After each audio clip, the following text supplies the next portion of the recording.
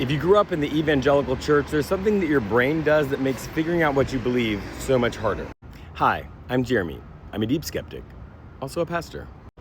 So when you grow up in the evangelical church, one of the pieces of programming that happens is that you are given a set of beliefs, either by a pastor or by a church, and you are told that those set of beliefs, that specific set of interpretations of Christianity is what it means to be a Christian.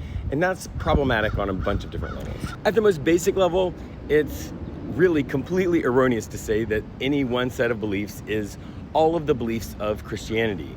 That's because, you just look, there are so many different Christian traditions, different denominations, different streams like Roman Catholicism and the different Orthodox traditions, and all of those disagree with each other on many very central ideas around Christianity.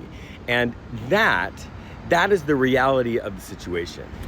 But the way this is sort of drilled into you, and the thing that creates the bigger mental problem, is that when you encounter a belief that is different than the ones you've been given, or you have a question about one of those things, you were told, well, either you believe the Bible or you don't, or either you're a Christian or you're not, instead of engaging with you and helping you process that belief. So this is done over and over in very subtle and not so subtle ways, to the point that what it does is it puts deep in your brain this idea that Christianity is a monolith, and that those specific evangelical beliefs are the beliefs of all Christians and what it means to be a Christian.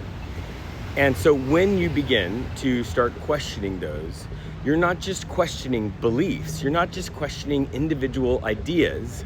You feel like you are having to choose whether or not to be a Christian. And you'll hear yourself saying things like, I heard this pastor say something in a sermon or post something online, and it's in line with those original beliefs, and you say, I guess I just can't be a Christian. Or you might say, I don't understand how people can experience eternal conscious punishment for a finite mistake or choice that they make in this life. So I guess I can't be a Christian. But those are individual beliefs, and those things have a wide array of ways that Christians think about them. And you're not deciding whether or not to be a Christian. You're dealing with some belief or another. Because the reality is, if you engage with pastors or go to a church that has a more progressive and accepting tradition, you're going to hear the exact opposite, because there is such a wide range of beliefs. And yeah, maybe you're going to get to the end of whatever you are questioning and trying to figure out and decide that you can't be a Christian. I get that. But the really important thing is to try to undo this deep-seated bias that Christianity is one thing, and that all of these inherited beliefs that you have are, first off, binary. Either you believe them or you don't. And that if you can't believe those things, that you can't be a Christian. Christianity is bigger than that.